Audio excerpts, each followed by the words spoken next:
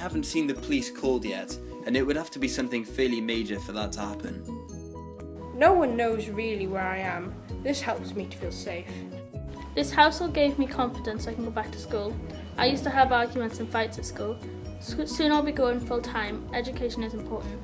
You get great assurance from everybody and know you're in the best hands you could be in.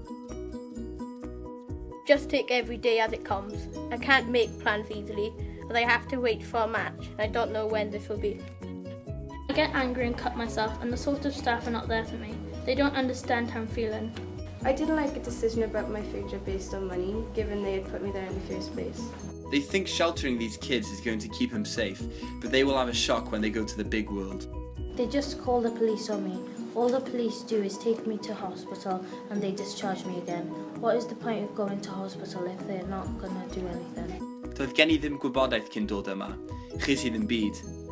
I've made some decisions since I've been here, but before that, no one has ever told me what is happening in my life.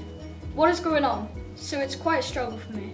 It's not home, of course, but they really do try to make it like that. They give you another opportunity to refresh the page. You have already started from and to do better things. These are little things for you, but this is my life. Pethau bach yw'r rhain I chi, ond dyma fy mywyd I.